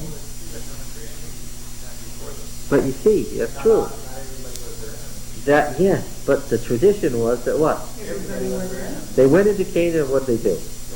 They mowed the Canaanites down. How do I know? That's what everybody believes. Okay? That's how you know it's so. Now we're reading Joshua and finding out something else. Alright. Not a man of them shall stand before you. So Joshua came up on them suddenly, having marched up all night from Gilgal. And Yahweh threw them into a panic before Israel, who slew them with a great slaughter at Gibeon, and chased them by the way of the ascent of Beth Horon, which you have to go down the cliffs there, where the escarpment is, and the water goes over the cliffs. There's upper Beth Horon and lower Beth Horon, and smote them as far as Azekah and Makkedah, down on the coastal plain. As they fled before Israel, while they were going down the ascent of Beth Horon, Yahweh threw down great stones from heaven upon them, as far as Azekah, and they died. There were more who died because of the hail than the men of Israel killed by the sword. Okay. Now verse 16, which is the continuation of the story. There's a little snatch of poetry from the book of Jasher in there, and a comment on it. But we're going to read the story. We'll come back to it. These 5 kings fled and hid themselves in the cave at Makkedah. That's as far as they fled. And it was told Joshua, the 5 kings have been found hidden in a cave at Makkedah. Joshua said, roll great stones against the mouth of the cave, and set men by it to guard them, but do not stay there yourselves. Pursue your enemies, fall on their rear, do not let them enter their cities, for Yahweh your God has given them into your hand. Joshua doesn't want to stop for just to, we got their kings, good. When Joshua and the men of Israel had finished slaying them with the sword with a great slaughter, until they were wiped out, and when the remnant which remained of them had entered into the fortified city, all the people returned safe to Joshua in the camp at Makkedah. Not a man moved his tongue against any of the people of Israel. So they've been moving. This is a running battle. They've been moving across. They're almost to the coastal plain now. They're almost to the Mediterranean. So this is a long-term battle. And Joshua said, open the mouth of the cave and bring out those 5 kings from the cave. They did so and brought those 5 kings out to him from the cave, the king of Jerusalem, Hebron, Yarmouth, Lachish, and Eglon. When they brought, and of course they're emphasizing these are great cities, fortified cities that they had conquered. When they brought those kings out to Joshua, Joshua summoned all the men of Israel and said to the chiefs of the men of war who had gone with him, come near and put your feet on the necks of these kings. Of course we see this stance in cylinder seals. It's common. Stand with your neck, and you shall tread on their high places, it says in Deuteronomy. High places means, I told you, their shoulders, their neck. It wasn't talking about mountains. It was talking about their personal high places. Put your feet on their necks. This is a ritual victor's thing to show that Yahweh has conquered his enemies. Joshua said to them, "Do not be afraid or dismayed. Be strong and of good courage." We see this so many times. "For Yahweh will do to all your enemies against whom you fight." Afterwards Joshua smote them and put them to death, and he hung them on 5 trees. They hung them on trees until that evening, but at the time of the going down of the sun, Joshua commanded that they took them down, because what does Deuteronomy 21 say? Anyone hung on a tree is cursed, and what? Take them down at the end of the day. And they threw them into the cave, where they hid themselves, and they set great stones against the mouth of the cave, which remain there to this very day, Jeremiah writes. And Joshua took Makkedah that day and smote it and its king with the edge of the sword. He utterly destroyed every person in it and left none remaining. He did to the king of Makkedah as he done to the king of Jericho. Then Joshua passed on from Makkedah, and all Israel with him, to Libnah, and fought against Libnah.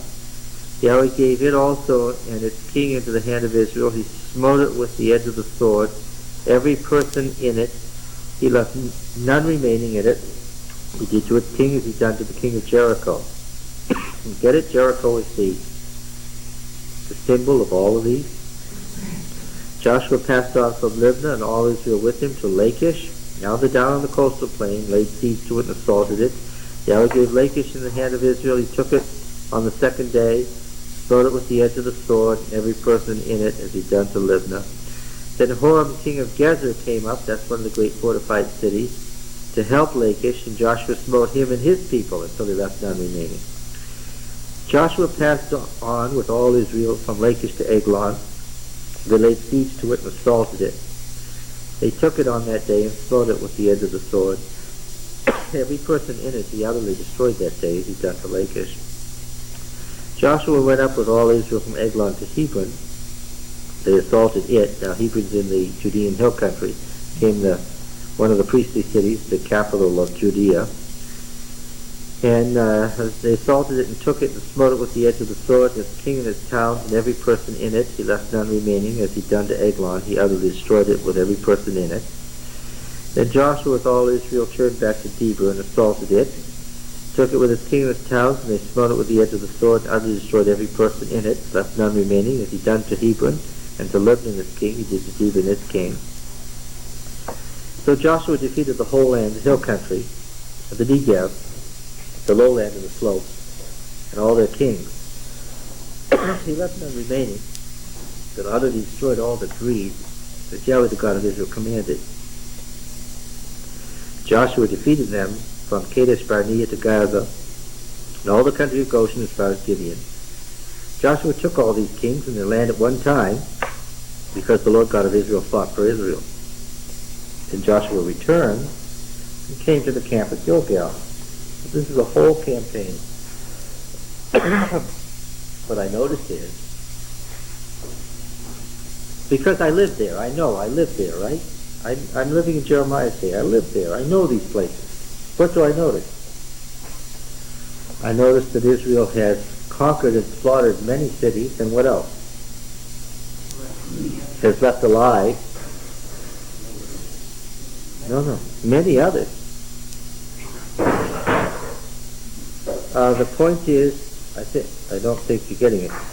This was written to people who lived there. They knew, because they lived there, that Joshua conquered 5 cities, but in the course you walk down that road, what else? That he passed at what? And what do they become? They are the sojourner who becomes part of Israel. Yeah. You mentioned Jerusalem as having its king was killed, but then later on David had to reconquer Jerusalem. Well, there's more about Jerusalem and Joshua. We haven't got to it yet. Wait till we read the whole book. Okay. Yes. So the slaughter here, you're hearing slaughter. You're hearing everything. But you shouldn't be hearing everything. It's only a lack of knowledge of the area that would lead you to be everything. In fact, what's destroyed is highly selective. It's those who've done what? Those who have rebelled or tried to stop Israel or stood in its way or attacked Israel in some way. That's the ones who die. What is the book of Jasher? It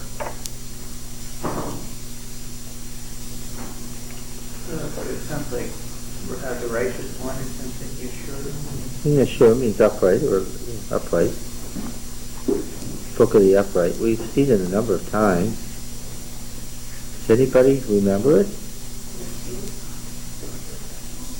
What does it contain?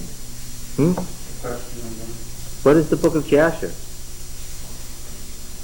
There's a little snatch of the beginning, the incipit, I hope you know what an incipit is by now, of a war hymn here from the book of Jasher that was written about Joshua's battle at Gibeon. What is an incipit anyway? We all lost from one day to the next. All right, let's go back to Exodus 15. I'll tell you what an incipit is again. And one of these times, somebody's going to surprise me. Remember it? Oh, thank you. Thank you. Did you hear what he said? He brought me some water. What did he say he was? He said he was a Gibeonite. Draw of water. Thank you. You remember the Song of the Sea in Exodus 15? Tell me you remember the Song of the Sea. We remember the song of the sea. Anybody else? I would have taken that as sincere. Let's read Exodus 15:19. For when the horses of Pharaoh with his chariots and his horsemen went into the sea, you know it wouldn't be any fun if you came here and only had reinforced what you already believed, right? But we're proving everything we say here. But yeah. When the horses of Pharaoh and his chariots and his horsemen went into the sea, the Lord brought back the waters of the sea upon them. But the people of Israel walked on dry ground in the midst of the sea. Then Miriam the prophetess, this is the narrative, right? This is the narrative story. The sister of Aaron took a timbrel in her hand, and all the women went out after her with timbrels and dancing. And Miriam sang to them this: Sing to Yahweh, for he has triumphed gloriously. The horse and his rider he's thrown into the sea. Is that all that Miriam's saying? It's quite a song. It's two lines long. That's an incipit. In the narrative, they do this frequently. They don't want to stop the narrative to tell you the whole thing. They mention a song that, you'll know from elsewhere, right? Right? INCIPIT, incipit. Yeah. It's the beginning of something. And what is it the beginning of? Chapter... Huh? Yes. No. Slap your mouth. The Song of the Sea. Where's the Song of Moses? Deuteronomy 32. Yes. Yes. The whole poem, the whole victory song is recounted beginning at 15:1. Moses and the people of Israel sang the song, saying, I will sing to Yahweh for his triumph glorious, to the horse and his riders thrown into the sea. Yahweh is my strength and my song, and so forth. 2 Samuel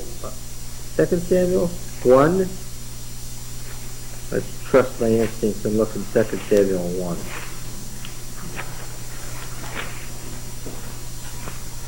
Yes. Verse 17. David lamented with this lamentation over Saul and Jonathan his son. And he said it should be taught to the people of Judah, which isn't what the Hebrew says. He said what should be taught?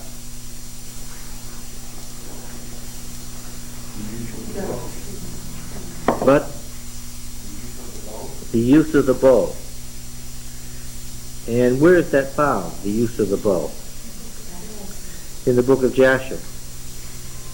Now, I noticed when I looked at the war hymn in the Song of Moses in Deuteronomy 32, I noticed in the war hymn in Habakkuk 3, I noticed here that this is a war hymn in 2 Samuel 1, I noticed that it's a war hymn in Judges 5, the Song of Deborah. I noticed that it's a war hymn, the Song of the Sea, in Exodus 15. What do I notice that each of these things are? It's a collection of what? War hymns. It's referred to also as the Book of the Wars of the Lord. We've seen that reference a couple of times. Okay? Why did they make the canon? Well, by accident, I guess it got lost. The book of Jasher is a collection of hymns. A couple of them, probably, like Psalm 78, are found in the Psalter. Yeah. We have so many of them. I don't know. Maybe we have all of them. I don't know. Now, you'll remember that David loved Jonathan. This is about Saul and Jonathan, but David wasn't really lamenting over Saul. And we'll talk a lot more about that later. There was no love lost between David and Saul. But you remember that David loved Jonathan and Jonathan loved David. And what was Jonathan's profession?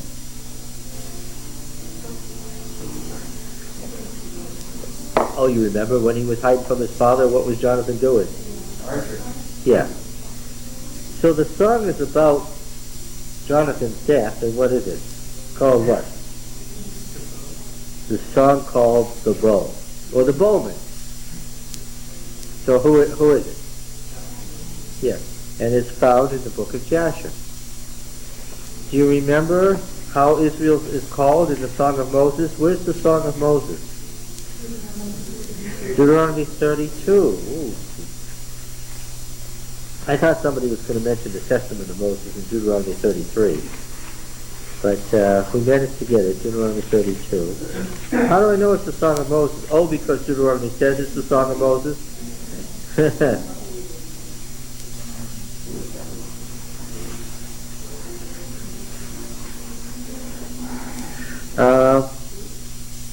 How is Israel referred to in this song? How about verse 15, for instance? To war hymn. How's Israel referred to? Huh? Which is what? The upright one. It's just the denominative form of what? Yasher. Yes. Yes. Obviously, it's war hymns about Yasher, which is what? The upright one, meaning what? Israel, of course. Yeah.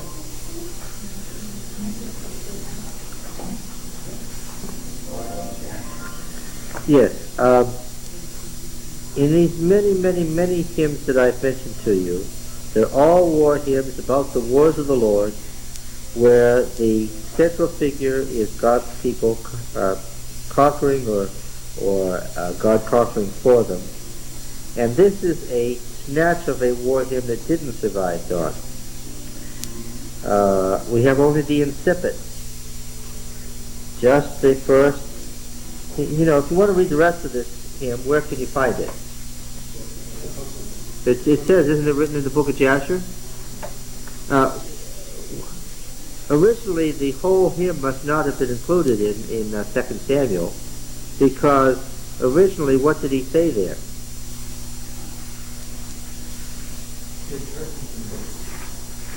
Yeah, he's saying if you want to read the whole thing, what? Yeah. Look, isn't it written in the book of Jasher? He does that a lot. He doesn't tend to tell you everything about Ahab. Ahab was one of the mightiest kings of his day. But he didn't like Ahab. So what does he say? Look, if you want to read the whole story of Ahab, what? Go read the Chronicles of the Kings of Israel. He's telling you, that's not my purpose here. And here, his indication is, behold, it's written in the book, look, it's written in the book of Jasher. There's a way of saying, you can go find it there. But clearly somebody has included it here after the fact. This song in Joshua 10 didn't survive, however. Verse 12, Joshua 10:12. Then spoke Joshua to the Lord in the day when the Lord gave the Amorites over to the men of Israel, and he said to the son of Israel, Sun, stand thou still at Gibeon, and thou moon over the valley of Ajalon. The sun and moon being the great god warriors, right? The enemy gods, the sun and the moon. And the sun stood still and the moon stayed, and the nation took vengeance on its enemies. Remember how in Deuteronomy 32, what happens at the end? Yahweh takes vengeance on his adversaries. Right. In the Song of Deborah in Judges 4, what does nature do in behalf of Israel? Judges 4. The Song of Deborah, Judges 4. Is it Judges 5? 4 is the prose. 5 is the hymn. 5. Let's read 5 verse 4. Everybody with me? Judges 5 verse 4. Lord, when thou didst go forth from Seir, when thou didst march from the region of Edom, the earth trembled, and the heavens dropped, yea, the clouds dropped water, the mountains quaked before Yahweh, yon Sinai quaked before Yahweh, the God of Israel. What's nature doing? He's marching and what?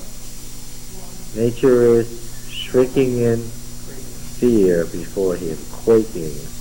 What should we not do with this language, Richard? Treat it literally. Don't treat it literally. Yes. Of course, how did the enemy get killed in the Song of Deborah? Well, that's verse 19. The kings came, they fought, then fought the kings of Canaan at Taanach by the waters of Megiddo. They got no spoils of silver. Why? From heaven fought the stars. From their ancient courses they fought against Sisera. Who's fighting against Sisera? The stars. What should we not do? Don't literalize it. The torrent Kishon swept them away. The onrushing torrent, the torrent Kishon, march on my soul with might. Now that's probably closer to what happened. It was a chariot thing, and it was in the spring of the year. What do we gather happened? The chariot army got caught in what? In the... Yes, in the mud, yes. A chariot obviously is not a great weapon if you're stuck in the mud. And if you're relying on the chariot to protect you, then you may end up on the bad side of the sword. All right, so here we have a snatch of poetry. The sun stood still and the moon stayed until the nations took vengeance on their adversaries. And what has happened to this snatch of poetry, this incipit? It's been what? Taken literally, yes, and it's created more questions than you can imagine, yes. In Habakkuk 3, the sea is holding up its hands in giving up in Isaiah.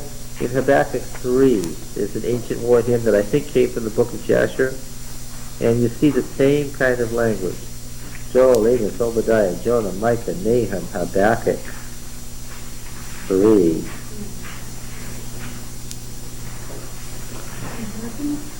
3:3. God came from Teman and the Holy One from Mount Paran. His glory covered the heavens and the earth was full of his praise. His brightness was like the light. Rays flashed from his hand and there he veiled his power. Before him went pestilence and plague followed close behind. Those should be capitalized. Those are the names of God.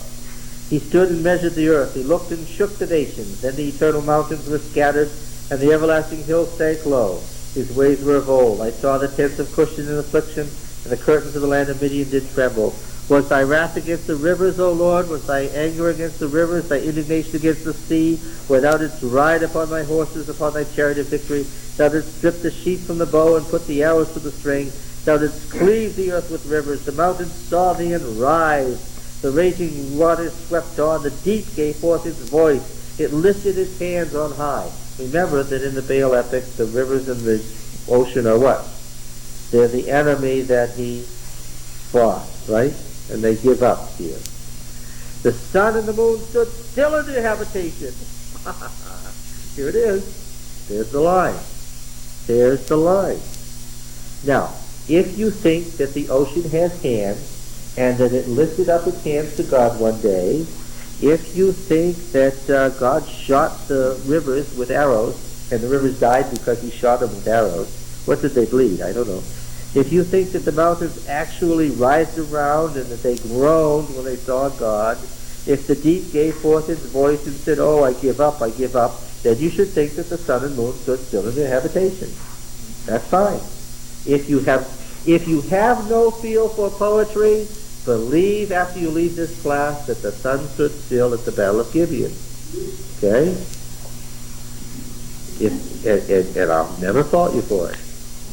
But if you understand the war hymns from the book of Joshua to be what they are, then what? Then all the critics' questions about how long was the day and did the earth stop turning and all that is what?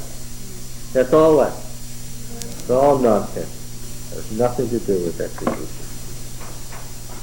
Alright? Thou didst bestride the earth in fury, thou didst trample the nations in thy anger, thou wentest forth for the salvation of thy people, for the salvation of thy anointed, thou didst crush the head of the wicked one, laying him bare from thigh to neck, thou didst pierce with thy shaft the head of his warriors, who came like a whirlwind to scatter me, rejoicing as if to devour the poor in secret, thou didst trample the sea with thy horses, the surging of the mighty deep. Well, this has been a fast 2 hours. Is your head swimming?